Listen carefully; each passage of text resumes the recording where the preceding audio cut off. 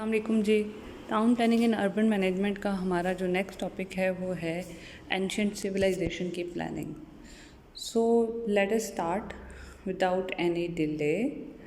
इसमें हमने जो कवर करना है उसको इंडस वैली सिविलाइजेशन को करना है, नाइल वैली को करना है और मेसोपोटामिया को करना है, क्योंकि ये इंपॉर्टेंट है और क्वेश्चन जो है वो इसमें से बनता है। इंडस वैली सिविलाइजेशन अगर आप देखें तो इसमें जो इंडस वैली की एरा है पहले तो वो 3300 BC से 1300 BC का है। इसको ब्रॉन्ज एज सिविलाइजेशन भी कहा जाता है।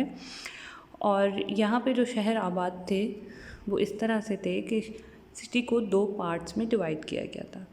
एक सिटीडल था और एक लोअर टाउन था। सिटीडल जो होता था वो हाइट पे बनाया जाता था, ये फोर्टिफाइड होता था, यहाँ मेन एडमिनिस्ट्रेटिव बिल्डिंग्स होती थी, ठीक है। और जो लोअर टाउन होता था ये बाज़ दफ़ा वॉल्ड होता था और बाज़ दफ़ा वॉल्ड नहीं भी होता था, यानी शहर के गिर्द दीवार कहीं होती थी कहीं नहीं होती थी।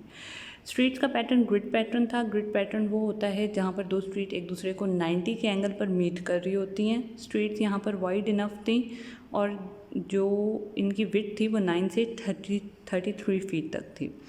लैम्प पोस्ट लगाए गए थे। फिर स्ट्रीट्स का जो सैनिटेशन है उसका ख्याल रखा जाता था। रेगुलर इंटरवल पे डस्टबिन्स वगैरह रखे गए थे। इनके हाउसेस जो हैं वो बर्न्ड ब्रिक्स के बने हुए थे और ये स्टैंडर्ड रेशो में थी। और रेशो इस तरह से थी कि इसके दरमियान में 1, 4 और 2 की रेशो थी, यानी जितनी लेंथ है उसके 4 टाइम उसकी हाइट थी और उसके डबल उसकी विड्थ थी। हाउसेस जो थे इनके वेंटिलेटेड थे, ठीक है। उनको बिल्ट अप इस तरह से किया गया था कि क्रॉस वेंटिलेशन को इंश्योर किया जाए। बिल्डिंग्स 2 स्टोरी थी, इनके रूफ फ्लैट थे और हर घर के अंदर एक कुआं था और सैनिटेशन का ख़ास इंतज़ाम किया गया था, ठीक है। इसके अलावा टॉयलेट्स भी थे इनके घरों में, ठीक है। पिट टॉयलेट भी थे और दूसरे लैट्रिन्स भी थे। जो इनके रहन सहन का अंदाज़ है तो देखा जाए तो कोई सोशल स्ट्रेटिफिकेशन नहीं मिलती है। ये बात कैसे पता चलती है, क्योंकि इनके सारे हाउसेस सिमिलर थे ऑलमोस्ट। और जो इनके घर के मेन डोर्स होते थे वो इनर स्ट्रीट्स में खुलते थे, यानी मेन स्ट्रीट में बाहर की तरफ दरवाज़ा नहीं रखते थे ताकि प्राइवेसी को और नॉइज़ पोल्यूशन को मिनिमाइज़ किया जाए। फिर पब्लिक बिल्डिंग में आपके पास एक ग्रेट बाथ आता है और ग्रेनरीज आती हैं। जो ग्रेट बाथ था अगर उसकी डायनामिक्स देखें तो वो 180 बाय 108 फीट की बिल्डिंग थी।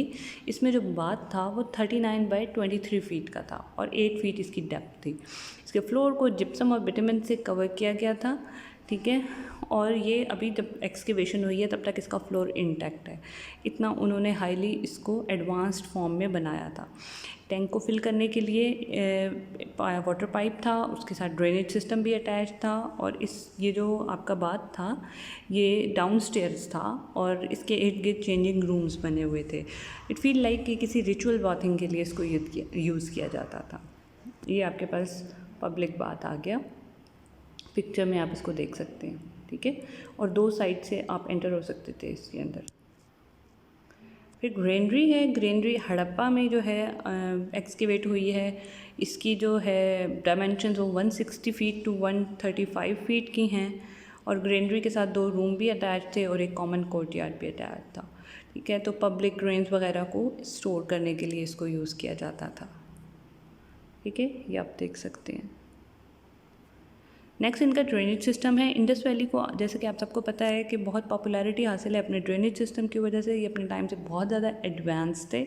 इन्होंने ब्रिक लाइन ड्रेन्स बनाए हुए थे, जैसा आप पिक्चर में देख रहे हैं साथ। ये ड्रेन्स जो थे ये अंडरग्राउंड थे, रेगुलर इंटरवल पे स्लैब से कवर्ड थे इनके, ठीक है, मेन होल।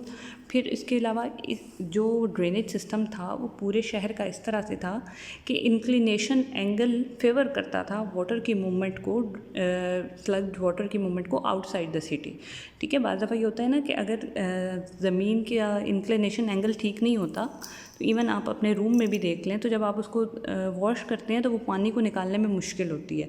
तो ऐसा नहीं था, इस वजह से वाटर स्टेगनेट नहीं होता था।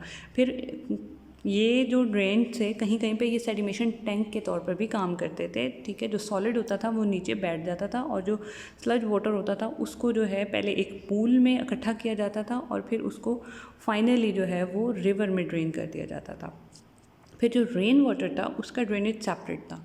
अब इससे होता क्या है कि जब आप रेन वाटर का ड्रेनेज जो है वो एक ही कर देते हैं तो वो ओवरफ्लो कर जाता है, और फिर as a result of it होता है कि जब भी ज़्यादा बारिशें होती हैं, फ्लड आता है, तो आपकी स्ट्रीट्स के अंदर वो गंदा पानी भी इकट्ठा होना शुरू हो जाता है जब वो ओवरफ्लो करते हैं। तो इसकी वजह से पैथोजेंस जो है वो मल्टीप्लाई होते हैं और डिजीज़ जो हैं वो ज़्यादा होती हैं। फिर इनकी टेक्निक्स में देखें तो ये ना मेटलर्जी में बहुत ज़्यादा इन्हांस थे और मेट्रोलॉजी में, ठीक है। और इसके अलावा इन्होंने जोनिंग पे बहुत ज़्यादा काम किया हुआ था, ठीक है। मेटलर्जी में ये ब्रोंज़, कॉपर, लेड और टिन वगैरह से काम किया करते थे, और ये ज्वेलरी की प्रोडक्शंस बहुत ज़्यादा किया करते थे। मेट्रोलॉजी में देखें तो इन्होंने लेंथ, मैस और टाइम की एक्यूरेट मेजरमेंट पहली दफ़ा की थी। यूनिफॉर्म वेइंग और मेजरिंग सिस्टम इन लोगों ने डेवलप किए थे, तो ये इनकी एक कंट्रीब्यूशन भी है दुनिया के लिए। जोनिंग के हवाले से देखा जाए तो मोहनजोदड़ो और हड़प्पा के शहर डिफरेंट जोन्स में डिवाइडेड थे। रेजिडेंशियल एरिया के अंदर मार्केट्स नहीं थी, मार्केट्स अलग होती थी, आउटस्कर्ट में होती थी। कमर्शियल और पब्लिक बिल्डिंग्स जो हैं वो सेंटर के अंदर लोकेटेड थी, ठीक है।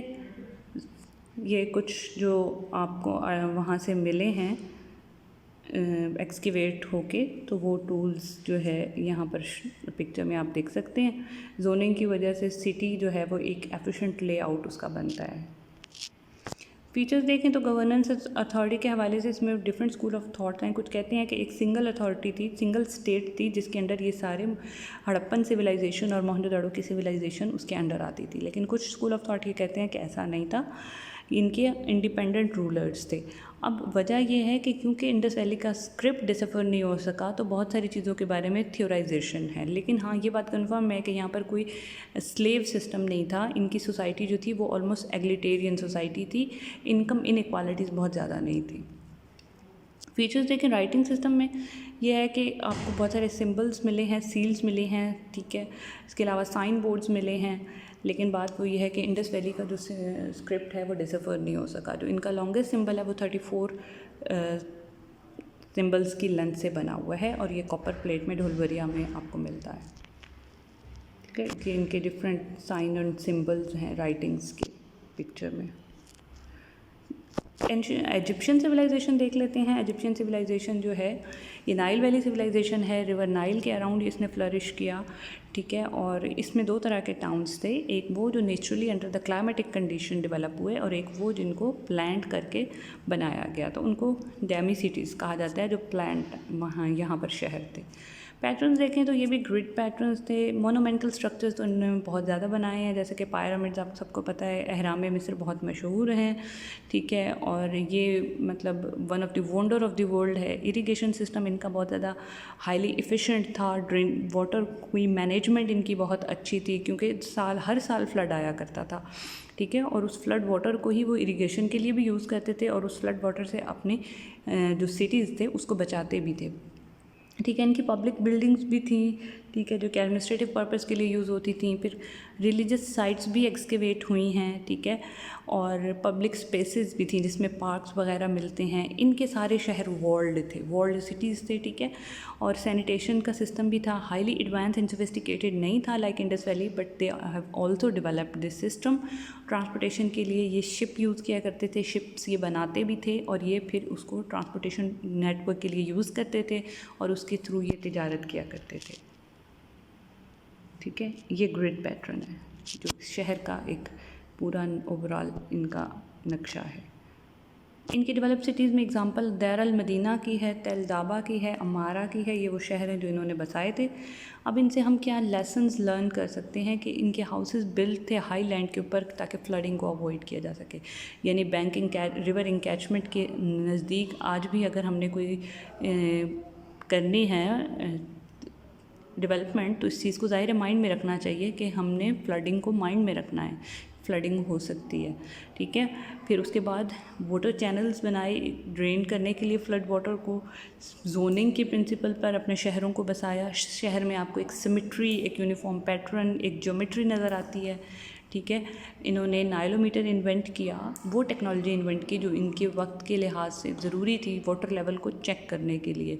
इनकी कंट्रीब्यूशन टू सिविलाइजेशन में कैलेंडर की इन्वेंशन है, इरिगेशन सिस्टम है, शिप और पेपर की इन्वेंशन है। फिर उसके बाद एक सवाल और जो एग्जामिनर पूछ लेता है वो है मेसोपोटामिया और इंडस वैली का डिफरेंस। तो जैसा कि पहले मैंने बताया कि मेसोपोटामिया के सारे शहर वॉल्ड थे, ठीक है। और इनका जो सेंट्रल बिजनेस डिस्ट्रिक्ट जिसको आप कहते हैं ना, मतलब जिस चीज़ के अराउंड इनके शहर आबाद थे वो कोई ज़ेगुरेट रिलीजियस टेम्पल्स टाइप चीज़ थी, ठीक है। और उसके शहर, उसके इर्द गिर्द शहर आबाद थे। इंडस वैली में ऐसा नहीं था, ठीक है।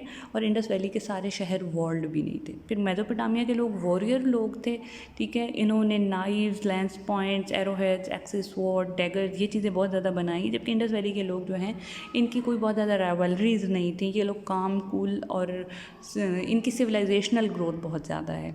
यानी इन्होंने न्यू इन्वेंशंस की, इनोवेशंस की, ज्वेलरी के अंदर, मेटलर्जी के अंदर, ठीक है। तो इस तरह के बहुत सारे आर्टिफैक्ट्स आपको मिलते हैं। इकोनॉमी में देखें तो ये प्रीशियस मेटल्स को जो है ट्रेड किया करते थे, जबकि इंडस वैली के लोग कॉटन को ट्रेड करते थे, ज्वेलरी को ट्रेड करते थे।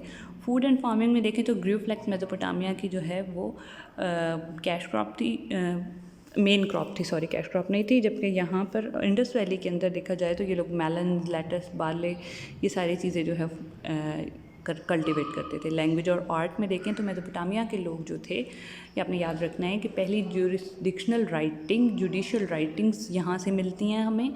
इन्होंने लॉ और कोडिफिकेशन के हवाले से काम किया। और इंडस वैली की जो अब राइटिंग है उसमें बारे में बात की जाए तो इनकी राइटिंग जो है अभी तक डेसिफर ही नहीं हो सकी है, ठीक है। टेक्नोलॉजी में इन्होंने व्हील की इन्वेंशन की, फिर उसके बाद जैसे पीछे बताया शिप की, पेपर की, ये सारी मेसोपोटामिया। जबकि इंडस वैली के लोगों ने weighing, measuring system, metallurgy and metrology, अगर आप इसको बोलें तो इस तरह इंडस वैली की ये कंट्रीब्यूशन मिलती है आपको। तो ये हमारी आज की वीडियो थी। इंशाल्लाह